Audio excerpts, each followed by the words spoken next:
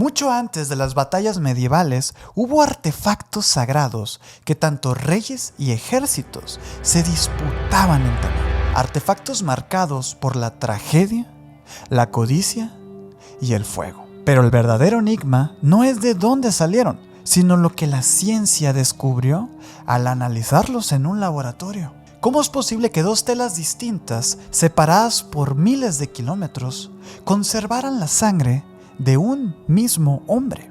¿Cómo es posible que el artículo más cruel de la pasión de Cristo se olvidara por 4 siglos en un cajón de madera?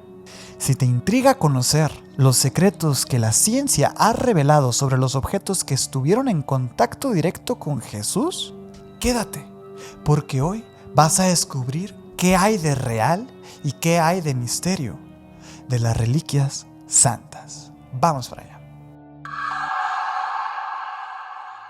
Bienvenidos a Historias Apócrifas, otra semanita más, otro juevesito más, en el que les tengo un tema bien interesante preparado solamente para ustedes. Ya me lo estuvieron pidiendo en algunos videos que hable acerca de las reliquias santas. Pero déjenme confesarles algo, es un lío hablar de las reliquias santas. ¿Por qué? Porque hay reliquias relacionadas con Jesús, hay reliquias relacionadas con María, hay reliquias relacionadas con todos y cada uno de los santos, y reliquias santas también relacionadas a un periodo en la historia como seleccionado, ¿saben? Entonces, bueno, a ver, ¿qué hacía? ¿Agarraba una que otra y se las contaba así sin contexto? ¿O qué hacía?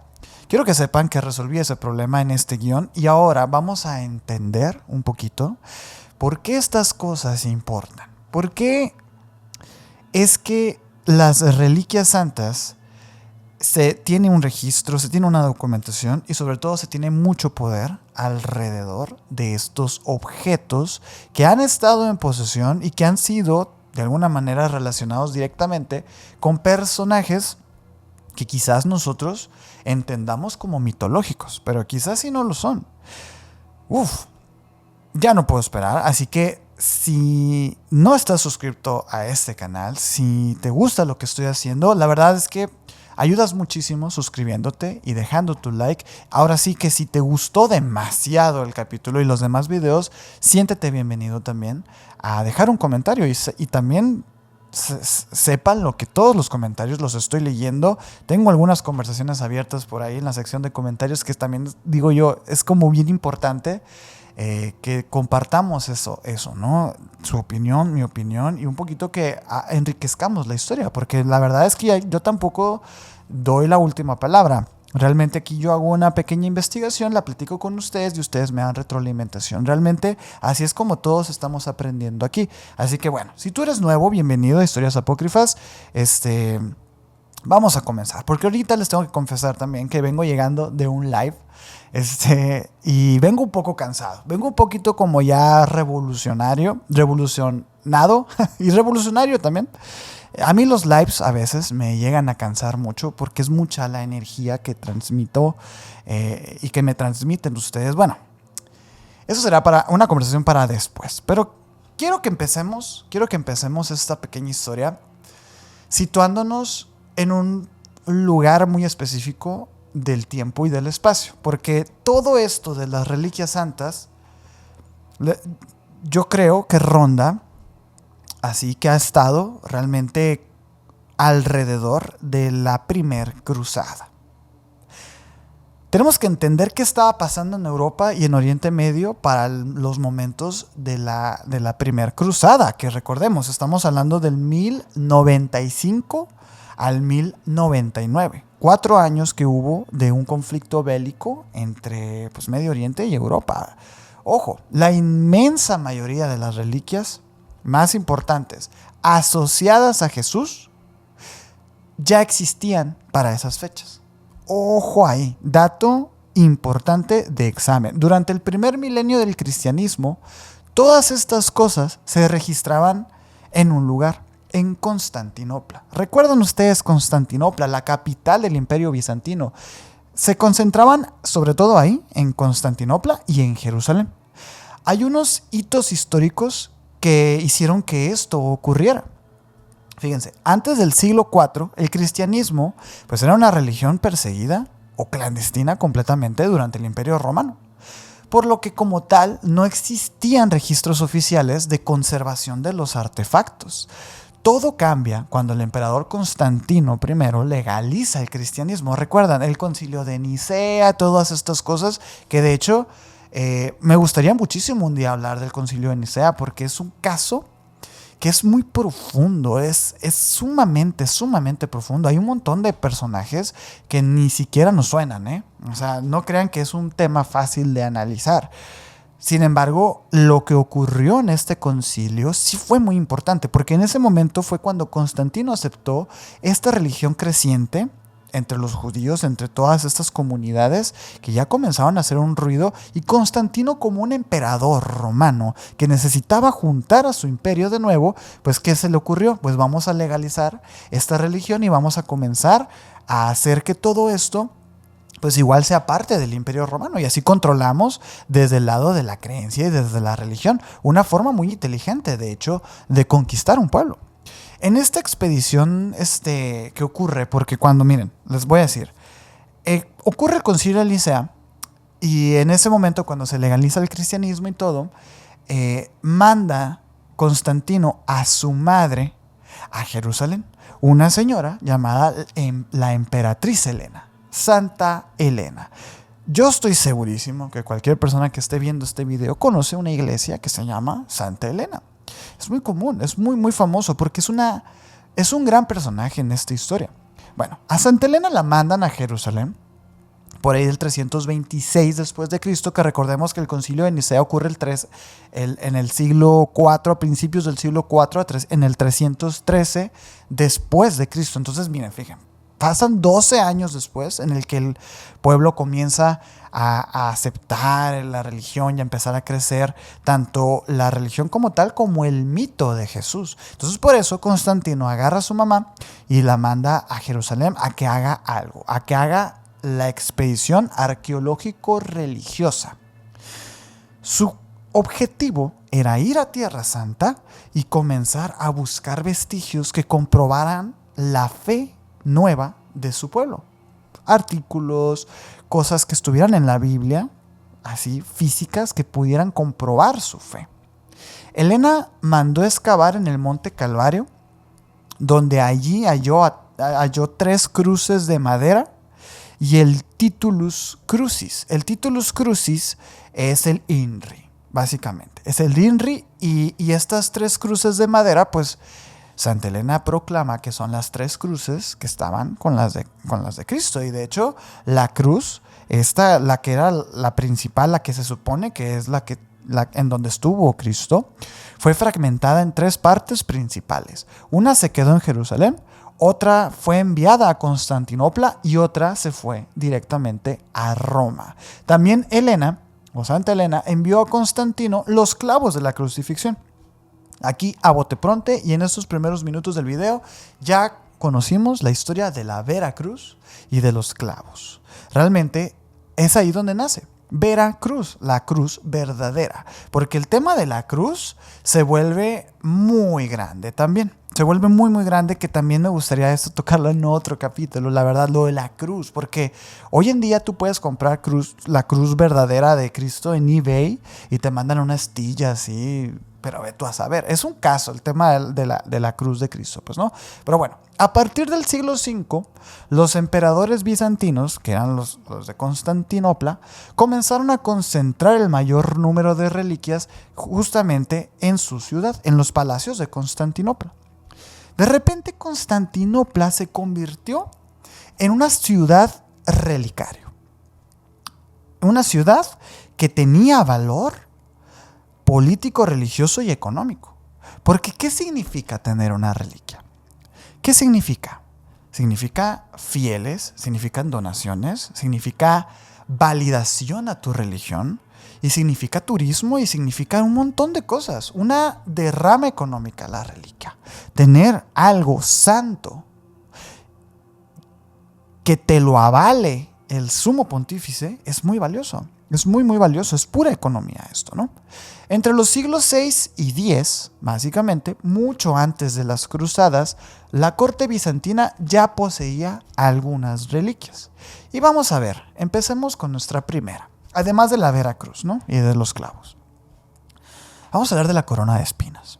Fíjense, la corona de espinas era una de las reliquias de Constantinopla que estaban como resguardadas y que era una de las que más llamaba la atención, pero no era la única. Les digo, esta ciudad era una ciudad de relicario. Estaba la corona de espinas, que convivió directamente con la lanza de Longinus, con la santa esponja, con el mandilión de Edesa y con algunos instrumentos también, como la corda Christi. La corda Christi no era más que la cuerda con la que amarraron a Jesús supuestamente y que lo estuvieron latigando. Se supone que esa es la corda Christi. Como todos sabemos, el uso de la corona no era un ritual religioso ni era una costumbre romana. Fue un acto improvisado de burla de los mismos militares. Tras la condena dictada por Poncio Pilato, los soldados romanos tomaron a Jesús para encarnecer su pretensión de ser el rey de los judíos. Entonces utilizaron una rama de un arbusto espinoso identificado comúnmente en estas zonas como el Sisyphus spina Christi, ¿no? Fíjense, durante los primeros 3 siglos, este objeto permaneció en la absoluta clandestinidad debido a las persecuciones contra el cristianismo del Imperio Romano. Recuerden, a ver, que no se nos olvide, Roma crucificó a Cristo. Ellos no querían a los cristianos al principio. Por eso la iglesia primitiva cristiana tuvo tantas bajas desafortunadas. Todos los apóstoles terminaron muy mal. Nadie quería tener una relación con ese hombre que había sido crucificado y que había sido castigado por el Imperio Romano. Sin embargo, nadie quería tener nada que ver, pero al mismo tiempo sí, al mismo tiempo lo adoraban en secreto. El rastro físico reaparece formalmente en el siglo IV con la legalización ahora del cristianismo. Junto con Helena, ella descubrió que esta corona se encontraba en una basílica y que ellos la adoraban desde entonces en la clandestinidad.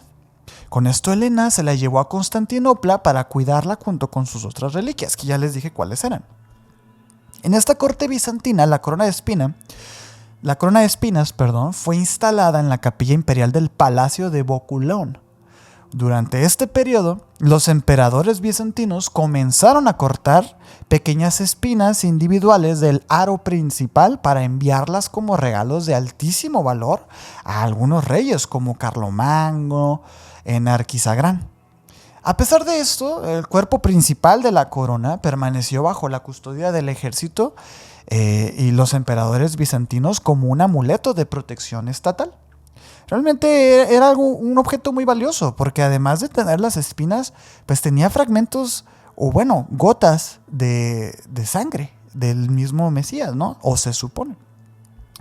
Fíjense qué interesante. Durante estos siglos, muchos peregrinos y muchos viajeros europeos viajaban a Tierra Santa a ver estas reliquias. Afianzaban su fe y ser realmente como parte de la historia. Hay varios testimonios de personas que escribían en sus memorias y decían que, en efecto, estos artículos estaban ahí. Porque fíjense, esto de la corona de espinas, sí existen.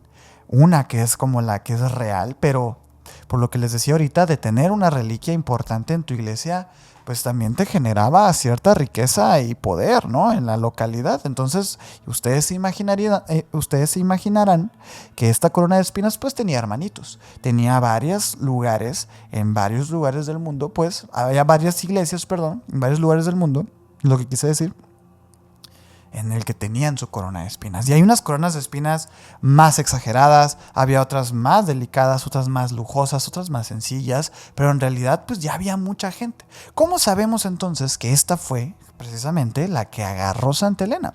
Bueno, por este tipo de testimonios de gente de a pie que aseguraba que sí, en estos lugares se encontraban estos artículos. Por ejemplo, una mujer que viajó a Jerusalén y todo esto de esos siglos, del siglo IV más o menos. Y dejó por escrito cómo el obispo de Jerusalén mostraba a los fieles la madera de la Vera Cruz y la tabla del Titulus Cruxi durante el Viernes Santo. Recuerdan, el Titulus Crucis era el INRI, básicamente. Había otro peregrino italiano que visitó una vez Jerusalén y dejó constancia de haber visto y tocado la Santa Esponja, la copa de la Última Cena y la columna de la flagelación en la Basílica de Sión. Otras reliquias bien importantes. Y por ahí dije la copa de la Última Cena, ¿eh? Sí, hay una copa. Hay una copa que no es el Santo Grial. No es reconocido como el Santo Grial, pero sí se le reconoce como una de las copas que estuvo esa noche en la Última Cena. Todo era perfecto, todo iba viento en popa, pero luego volvemos de nuevo a donde empezamos. Llegaron las primeras cruzadas.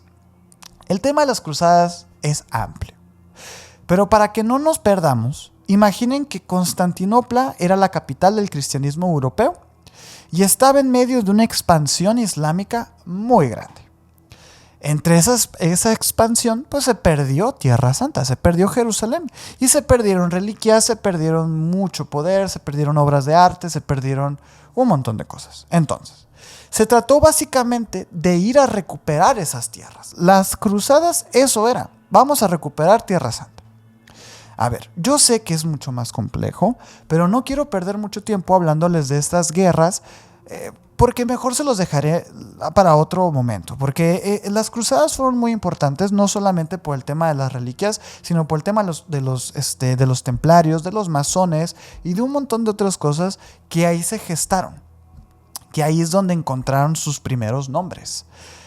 Pero bueno, volvamos a la corona de espinas. En agosto de 1239, la reliquia llegó a Francia, pues debido a este cambio de poderes y guerras y todo de las cruzadas, pues terminó en Francia. El propio rey Luis IX, descalzo y vestido con una túnica de lino humilde, cargó la estructura a través de los portones de París para albergar esta reliquia con la máxima dignidad.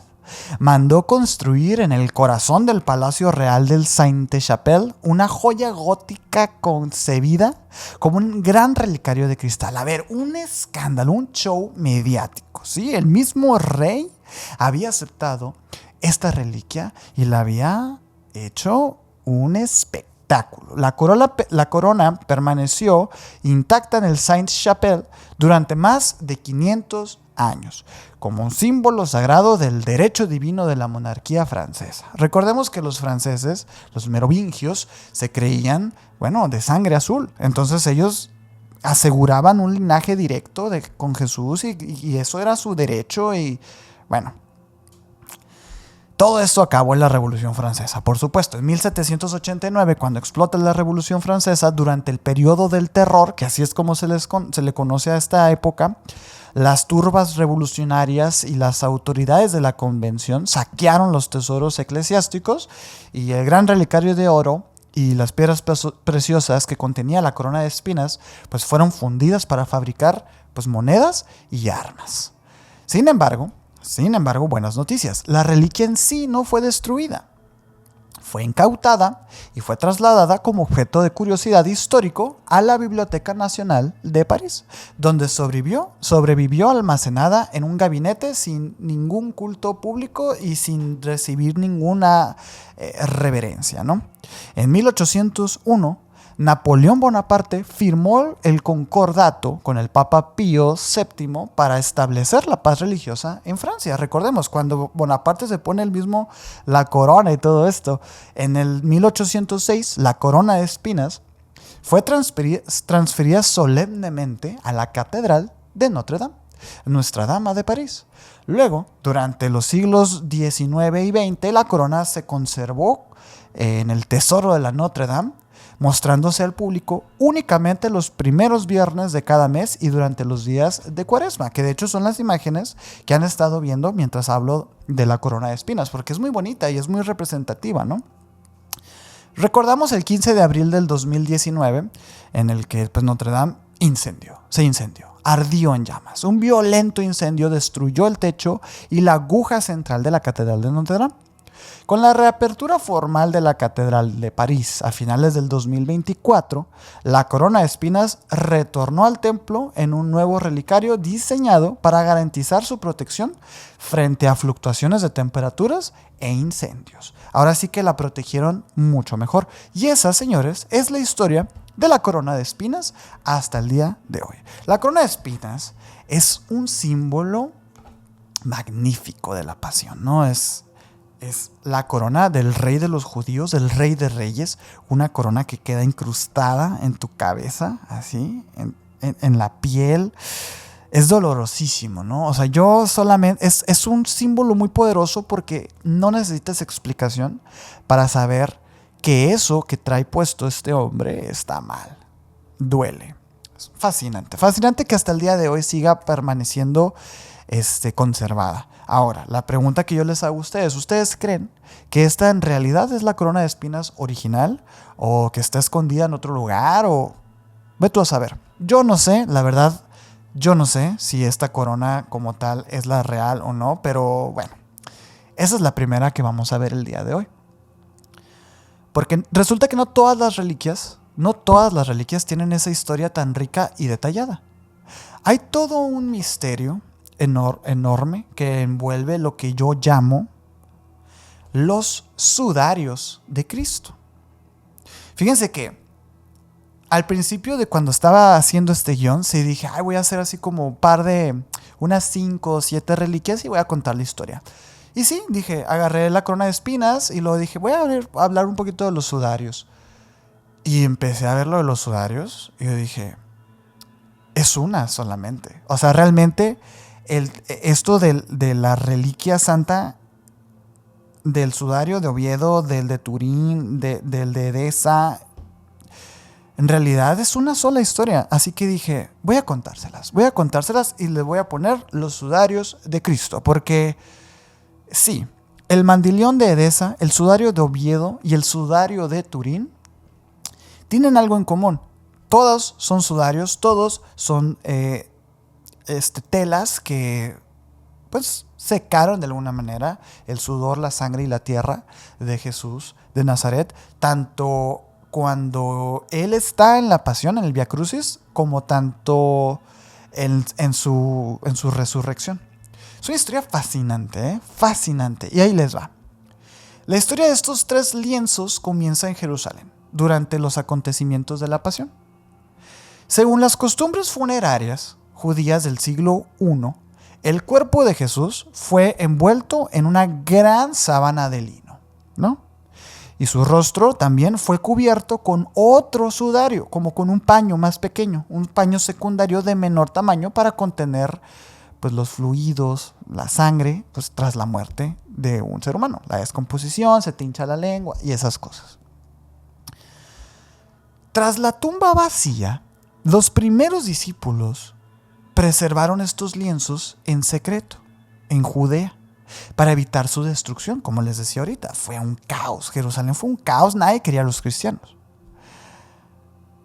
A medida que el cristianismo se fue legalizando en el Imperio Romano, comenzaron a emerger las historias sobre objetos sagrados conservados en Oriente. Y dentro de ese marco apareció la primera reliquia de la gran historia de los sudarios de Cristo.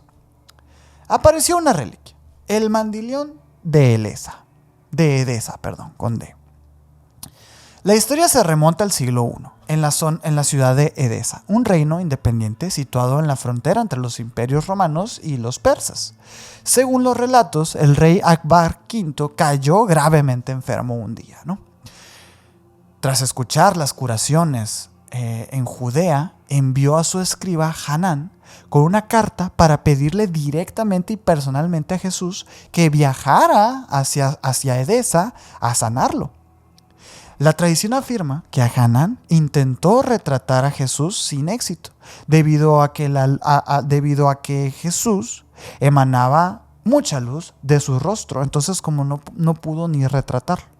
Por lo que Jesús entonces, viendo esta dificultad, tomó un paño de lino que llevaba este amigo, lo lavó así y luego lo secó con la cara, dejando sus facciones impresas por contacto directo en la tela. Y ya están viendo la tela, ya están viendo la figura. Pues es un dibujo, ¿no? Es lo que veo yo en el Mandilión de Edesa. Es un dibujo. Pero fíjense, es más interesante que esto. Este tejido fue enviado de nuevo a Edesa y provocó la curación del monarca. El monarca se curó. Para proteger el textil de las persecuciones paganas desencadenadas por los sucesores de Abgar, porque obviamente Abgar V pues, fue quien resguardó esta reliquia porque lo curó y dijo, no, aquí nadie se la va a llevar. Resulta que el obispo de Edesa ocultó la tela en un nicho sobre la puerta principal de la ciudad. Supone que la tapó ahí con unas tejas de barro, un ladrillo así, o sea, la escondió. La escondió muy, muy bien. Y de hecho, encendió una lámpara antes de sellar la estructura como para que quedara ahí siempre iluminado. Fíjense nada más, durante más de 4 siglos, este objeto, o sea, 400 años, este objeto permaneció ahí en una situación idéntica a la que vivieron tanto el sudario de Turín como el sudario de Oviedo en sus primeros siglos de existencia, pero ahorita vamos a hablar de ellos. En el año 544 después de Cristo, durante el sitio de Edesa por las tropas del Imperio Persa, una visión reveló la ubicación del escondite a un obispo.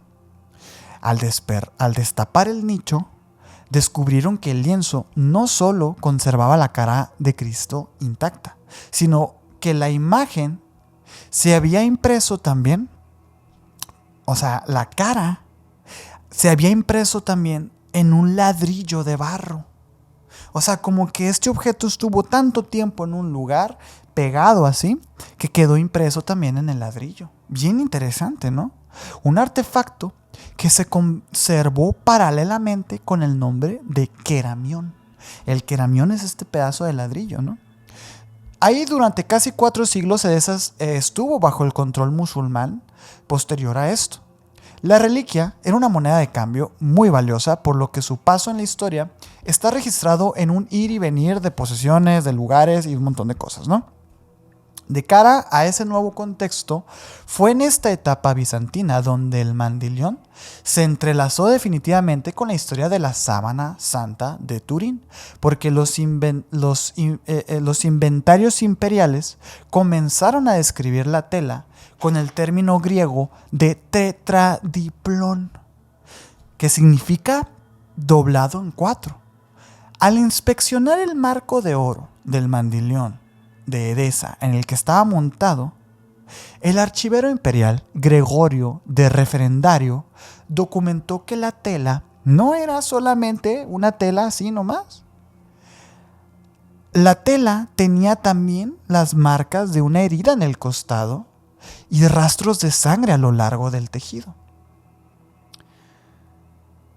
Esto demostró que lo que en Oriente se veneraba como solamente un mandilión, un pañuelo facial, era en realidad, se supone, la gran sábana funeraria doblada meticulosamente así para mostrar únicamente la cabeza dentro del relicario de oro. Fíjense bien, esto que están viendo aquí, el mandilión de Edesa, se supone, según esta teoría, o bueno, según estos estudios, se supone que es la sábana santa de Turín, pero doblada así un montón de veces y que solamente se le ve la cara, ¿no? Difícil, yo sé, difícil, pero eso es lo que dice la historia. El rastro documentado del Mandilión en Constantinopla se cortó de forma drástica en el año 1204, cuando los caballeros de la Cuarta Cruzada saquearon la capital bizantina y se quedaron sin nada. A partir de la caída de la ciudad de Constantinopla, o sea, que lo asocian mucho a esa caída de esa ciudad al Imperio Romano, como tal, dicen que eso fue lo último del Imperio Romano. Después de la caída de esto, el paradero del Mandilión pues, se dividió y son sus propias investigaciones por sí mismas. Hay unos que dicen que está acá, hay otros que dicen que es esta, hay otros que sí sostienen que en realidad el Mandilión de Edesa se le perdió el rastro porque ahora lo conocemos con otro nombre, que es el sudario de Turín. Ahorita vamos a ver de eso. Pero bueno, continuemos con la siguiente tela santa. El sudario de Oviedo es un paño de lino de 84 por 53 centímetros manchado de sangre y de fluidos. Bien interesante. Si a mí me lo preguntas, este es mi favorito. Más que el de Turín, ¿eh? Ahí les va, ¿por qué? Este pedazo de tela se conserva hoy en día en la Cámara Santa de la Catedral del San Salvador en Oviedo. Por eso es que se llama el sudario de Oviedo, básicamente porque ahí está. La tradición eclesiástica sostiene que este tejido fue utilizado como un pañuelo facial funerario en Jerusalén durante el entierro de Jesús de Nazaret en el siglo I. Según este relato, el paño fue recogido del sepulcro y fue conservado por la comunidad cristiana primitiva en Palestina. Como les decía ahorita, había culto a Jesús, pero clandestinamente. El primer registro documental se sitúa en el año 614 después de Cristo, momento en el que el rey persa Corsoes II invadió y saqueó Jerusalén. Ahí es donde aparece. Se supone que, fíjense, esto estaba ocurriendo, ¿no? 614 después de Cristo, el rey persa nos está queriendo invadir. ¿Qué es lo que hace entonces Tierra Santa? Para evitar la pérdida de esta pieza y de un montón de otras piezas, se creó algo que se le llamó el Arca Santa, que tenemos que tener cuidado, no es el Arca de la Alianza, es el Arca Santa, es otra cosa. Era un baúl de madera que custodiaba el lienzo junto a otras reliquias, a través, digamos, como del norte de África hasta llegar a Alejandría en Egipto. Ante el avance del imperio persa, el relicario, el Arca Santa, fue embarcado hacia la península ibérica. Y ahí es donde ingresa por el puerto de Cartagena. Bueno, y de ahí se metió y fue gran parte de la historia de España y de sus batallas contra los musulmanes, porque ellos querían protegerlo, pero los musulmanes la querían recuperar y bueno. A principios del siglo IX, el rey Alfonso II el Casto trasladó la capital de su reino a Oviedo y se ordenó la construcción de la Cámara Santa dentro de su complejo para depositar ahí el relicario, ¿no? En marzo de 1075 se realizó la apertura solemne de esta arca en presencia del rey Alfonso VI y de Rodrigo Díaz de Vivar. Y ahí se redactó un inventario oficial del contenido, porque era un arca que se sabía que tenía un montón de reliquias y que estaban siendo como, pues, cuidadas de los saqueos del 600 después de Cristo. Entonces, pero nadie lo había abierto, pues. Se quedaba cerrado como un misterio. Entonces, ya en el 1075 es cuando se abre y se inventaría todo lo que estaba adentro. Y ya desde esa fecha el lienzo ha permanecido custodiado justamente ahí en la Catedral de Oviedo. Pero a ver, ¿qué tiene de interesante este sudario, no? Porque esa es la historia y realmente, como vemos, pues no pasó mucho de manos. Siempre estuvo mantenida en este cofre y ya. Pero ¿qué tiene de interesante? ¿Y por qué digo que es mi favorito? Miren. El primer hallazgo médico forense estableció la reconstrucción de la muerte del hombre cuya cabeza cubrió la tela. Ojo, desde el punto de vista científico, aquí no estamos hablando quién fue, no estamos diciendo si fue Jesús o qué, pero según la investigación se determina la causa de la muerte de la persona que mantuvo este pedazo de tela en su cara. Las pruebas demostraron que las manchas principales están formadas por una mezcla de una parte de sangre vital, o sea, de sangre sucia, como se le dice también, y 4 partes de fluido de edema pulmonar, una sustancia acuosa y sanguinolenta que se acumula en los pulmones cuando una persona muere por asfixia. La disposición de las manchas también reveló que la tela fue colocada sobre la cabeza de un hombre adulto fallecido en posición vertical. Cuando le ponen esta para taparle la cara, se supone que aquel hombre ya había fallecido.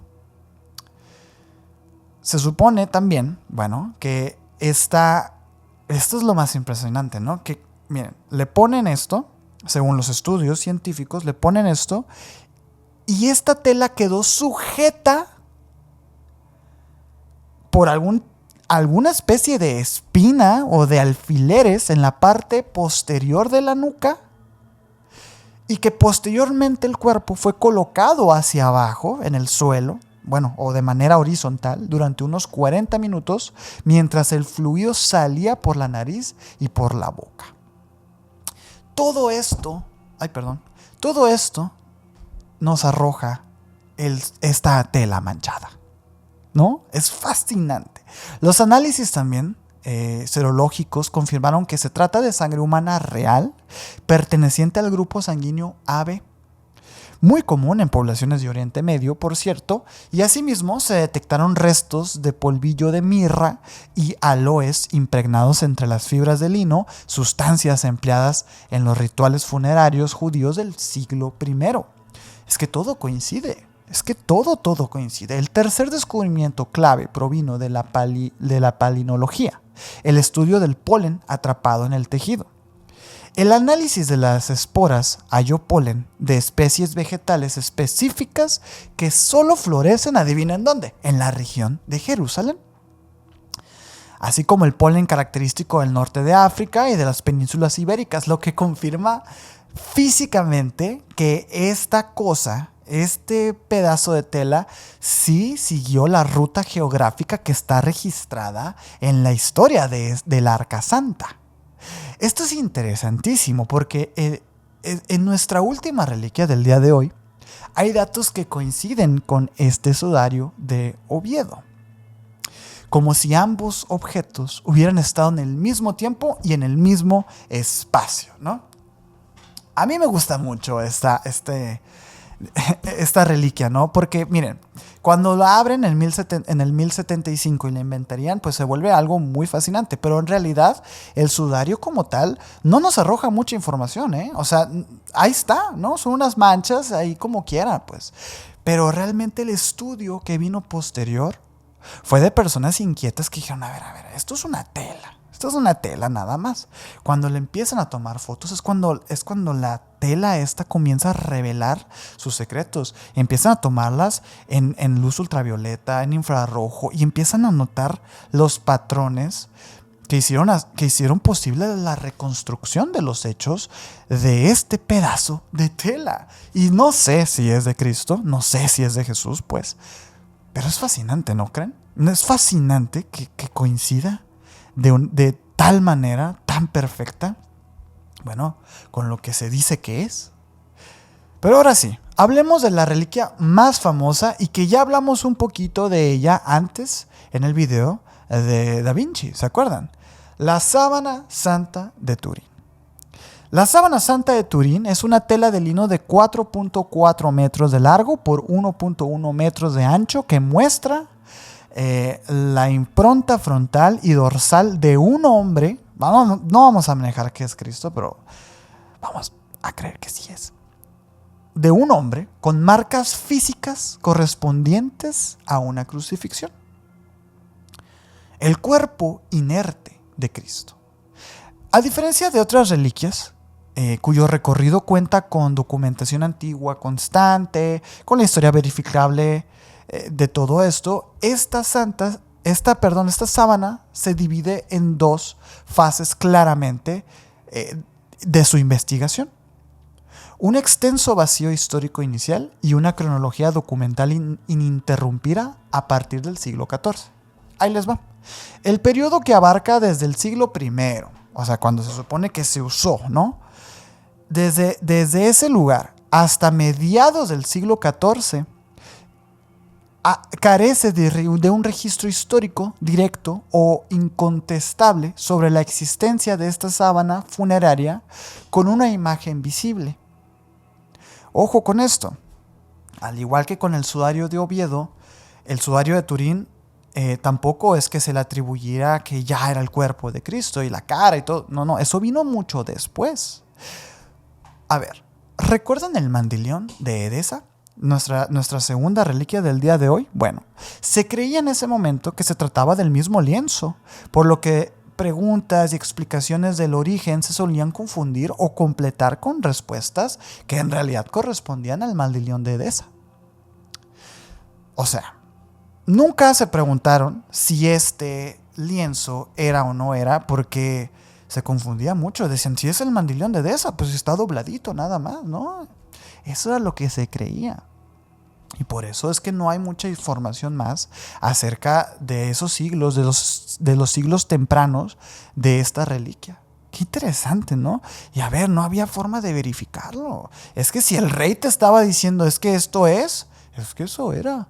Y si la iglesia te decía, esto es, pues es que eso era. Y punto. Y siglos pasaron hasta que por fin se tuvo que hacer pues una investigación real. Y cuando pasa lo de la foto, que ahorita vamos a llegar a esa parte. Pero miren, la historia documentada de la Sábana Santa comienza oficialmente alrededor del año 1354, en la localidad de Lirey, en Francia, en posesión del caballero Geoffrey de Charny. Miren, la familia Charny empezó a exhibir el lienzo públicamente como la reliquia auténtica del sepulcro de Cristo, lo que, lejos de generar una idolatría, generó un conflicto inmediato con la jerarquía eclesiástica local. ¿Cómo andabas por ahí diciendo que tenías el lienzo de la crucifixión de Cristo? Era una herejía, una blasfemia.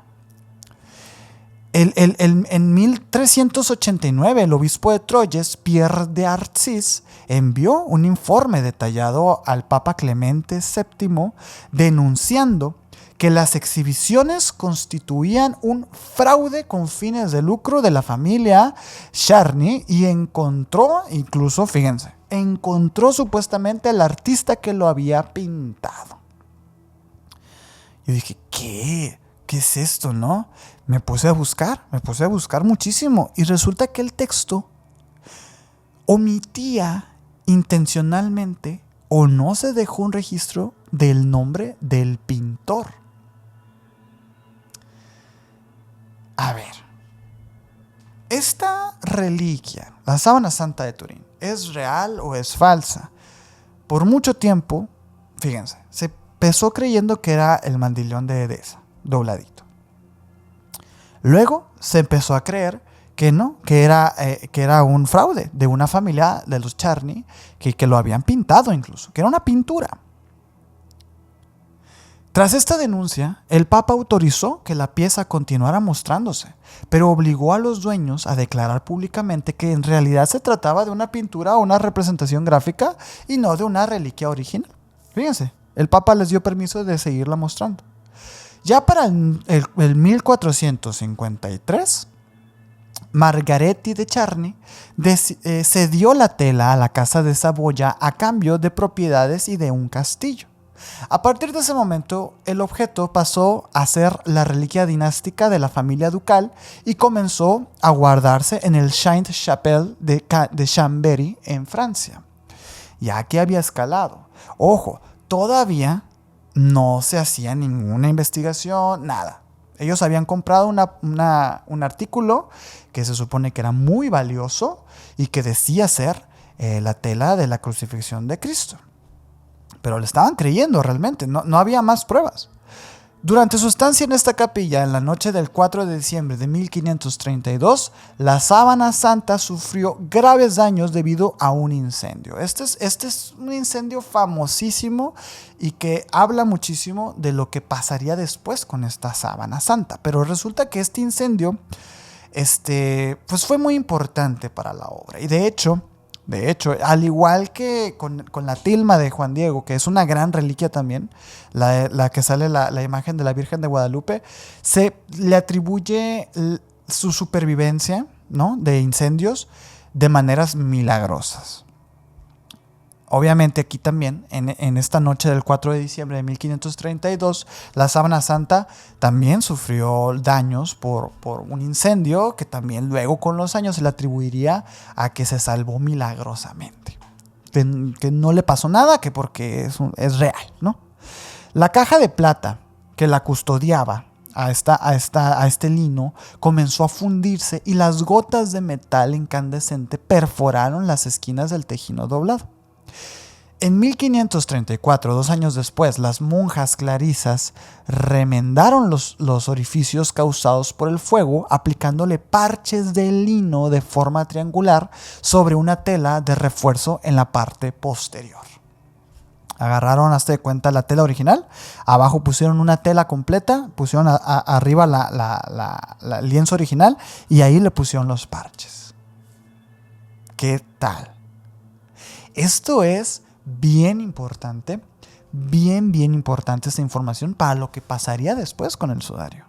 Bueno, el traslado definitivo de la reliquia a territorio italiano ocurrió en 1578, muchos años después, cuando el duque Manuel Filiberto de Saboya llevó la sábana santa de Chambéry hasta la ciudad de Turín, donde ya por fin recibiría su último hogar. La casa de la sábana santa es Turín.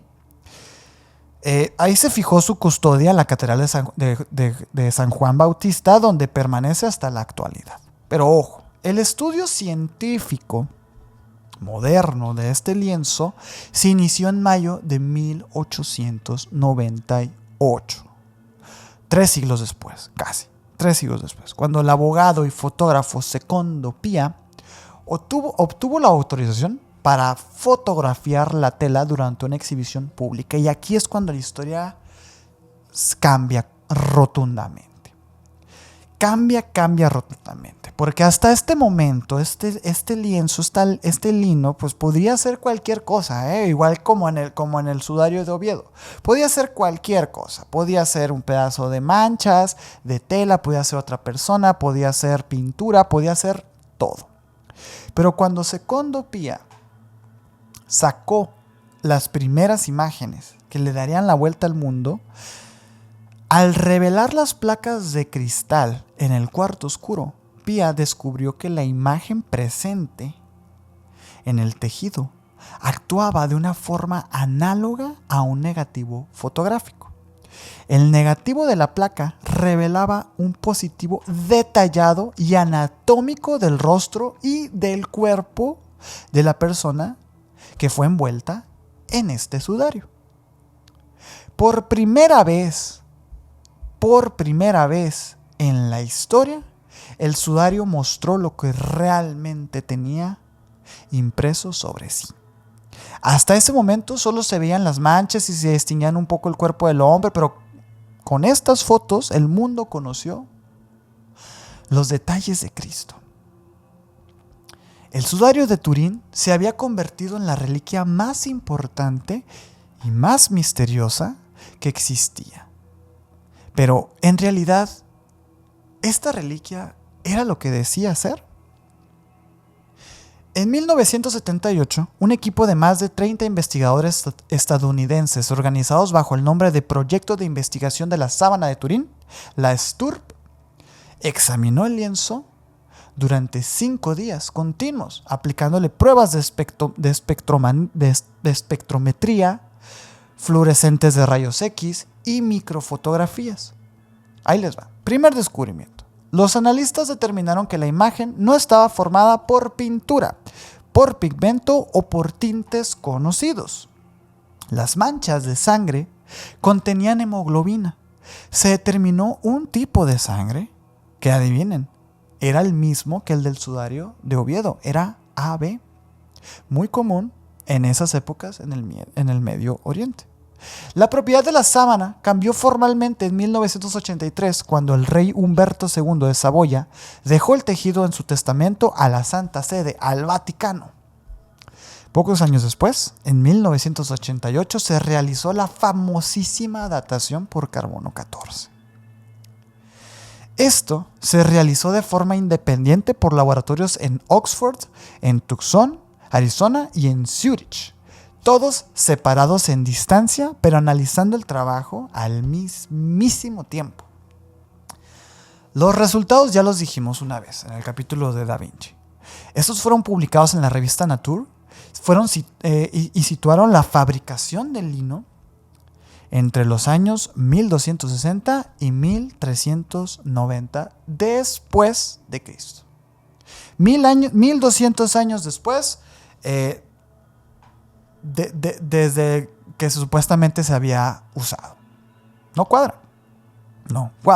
Determinaron que el origen de la tela se ubicaba en la Edad Media, no en el siglo I. Y ustedes recuerdan que el mandilión de Edesa mucho tiempo se creía que era el sudario de Turín y que justamente el mandilón de Edesa desapareció cuando el sudario apareció en justamente estas fechas, siglo XIII.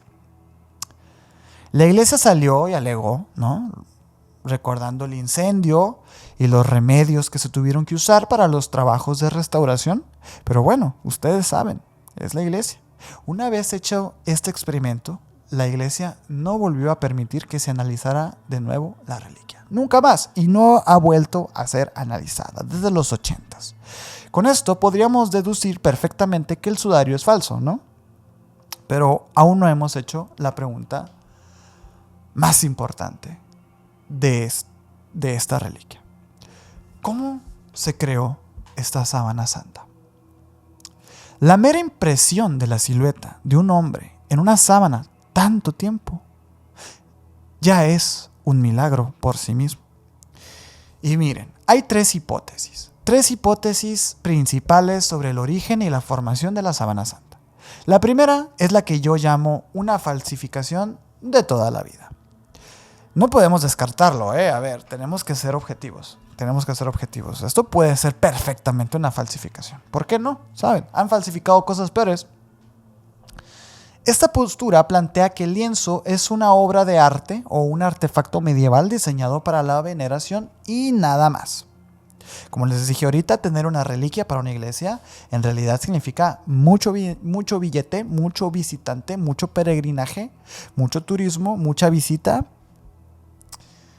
Es algo importante. La reliquia es algo importante. Entonces, claro, hay muchas reliquias que han sido fabricadas, como les dije al principio de este video. Hay reliquias relacionadas con santos, con Jesús, con la Virgen, con José, con épocas enteras. Entonces, no es raro el interés de que exista personas que quieran hacer algo así.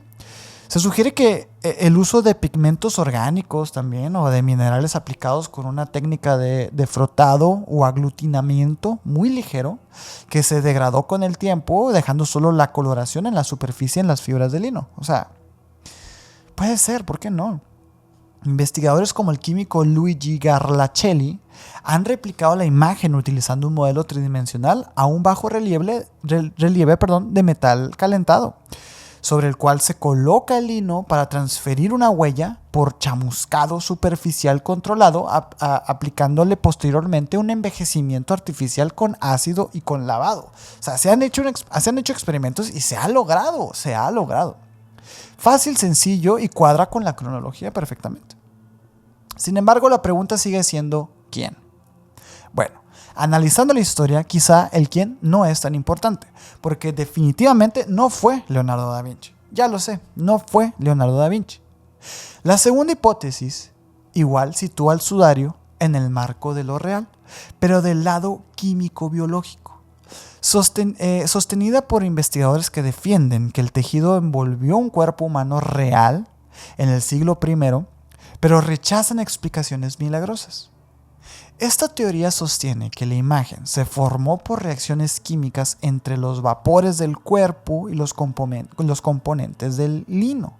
Se plantea que los aminos, o sea, los gases de amoníaco liberados por un cuerpo en descomposición temprana, reaccionaron químicamente con una capa microscópica de carbohidratos, el almidón y azúcares, que cubría el lino debido al proceso antiguo de la fabricación de la tela.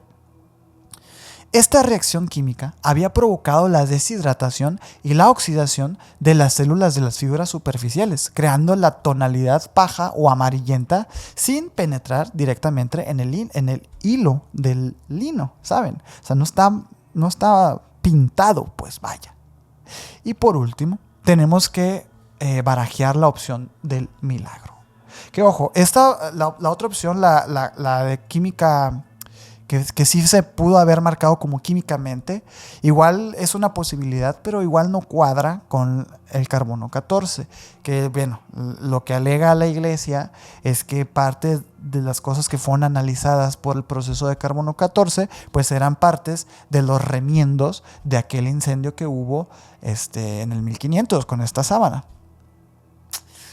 Si le hacemos caso a la iglesia y pensamos como en la posibilidad química de que esto haya ocurrido, pues puede ser una posibilidad, pero yo no descartaría tan rápido el carbono 14. O sea, yo la verdad no es que prefiera, sino yo creo más en la opción de que está mal medido nuestro tiempo actual. O sea, que hay tiempo perdido, una historia alternativa y todo eso, a pensar que el carbono 14 se equivocó o que fueron tan tontos los científicos para desaprovechar su oportunidad única en la vida de analizar una cosa como estas y agarrar un pedacito de la esquinita que en realidad perfectamente pudo haber sido algo así. Aparte recuerden que fueron varios laboratorios. A mí se me hace muy raro. Pero bueno, hay que barajear la opción del milagro también. Hay una forma de explicación de cómo quedó impresa esta imagen en esta tela. Un equipo de físicos del centro de Enea de Frascati en Italia logró reproducir características similares en fibras de lino aplicando pulsos de radiación láser de radiación ultravioleta al vacío. Sugieren que la imagen esta que vemos ahora en pantalla pues pudo haberse impreso mediante un estallido masivo y de extremadamente corta duración de energía radiante, de fotones, que provenían de ¿cuál es el único lugar donde podría provenir? Pues del propio cuerpo que estaba envuelto, de Jesús. La teoría apunta a que este lienzo en realidad sí estaba cubriendo el cuerpo de Cristo justo en el momento de su resurrección, dejando su huella de luz en este pedazo de tela que estamos viendo aquí. Si esto de verdad se llegase a comprobar, creo que sería equivalente, así se los pongo. Si esto se llega a comprobar, y así, comprobar de verdad, no de que una persona dijo, no. Así, que todos nos pongamos de acuerdo, que se hagan los estudios pertinentes y que salga este resultado, sería equivalente, a mi parecer, a que en el Super Bowl descienda una nave nodriza y salgan unos alienígenas, así. Sería una confirmación de fe tremenda, sería una confirmación de creencias tremenda, de religión. Yo creo que desequilibraría el status quo, desequilibraría pues el mundo entero. Así como les digo, si baja una nave nodriza y salen unos aliencitos por ahí, igual desequilibraría también el mundo. Para mí es lo mismo. Si se llega a comprobar esto. Ojo, al final de todo, pues ustedes qué opinan, ¿no? Yo no puedo descartar tan rápido el tema del carbono 14. La verdad, les soy 100% honesto. Yo no puedo descartarlo tan rápido. Además que me cuadra cuando deja de aparecer el mandilión de Edesa y cuando empieza a aparecer el sudario de Turín. Hay un espacio ahí. Hay un espacio ahí sospechoso. Que yo no sé. Esta es la información. Estos son los hechos. La historia, y digo, si se me pasa algún tipo de información importante, ya saben que la caja de comentarios siempre está abierta. Y a ver, hay muchísimas reliquias y quiero que sepan que tenía una especie de lista, como les decía ahorita, para este guión, pero la verdad, tuve que centrarme nada más en estas 4, fíjense. O sea, llevamos 4 apenas y ya va 1 hora de video. Así que por favor, si ustedes quieren seguir escuchando más de reliquias santas, demuéstrame que quieres que siga haciéndolo, dejándome tu like, dejándome tu comentario, que la verdad nunca voy a estar cansado de pedirles los comentarios porque para mí es bien importante también conocer su opinión, saber cómo vamos también. La verdad es que varios de los últimos capítulos que he hecho han sido guiados gracias a ustedes, que son temas que yo no estoy a lo mejor muy seguro de hacer y gracias a que me comentan, a que conversamos en los chats en vivo y todo, pues en realidad pues me aviento y encuentro unas joyas magníficas, ¿no? Bueno, yo creo que me estoy extendiendo demasiado y como les digo, vengo de un live, tengo hambre, no he cenado y quiero ir a comer algo. Así que muchas gracias y nada más que agregar. Nos vemos la próxima semanita. Bye.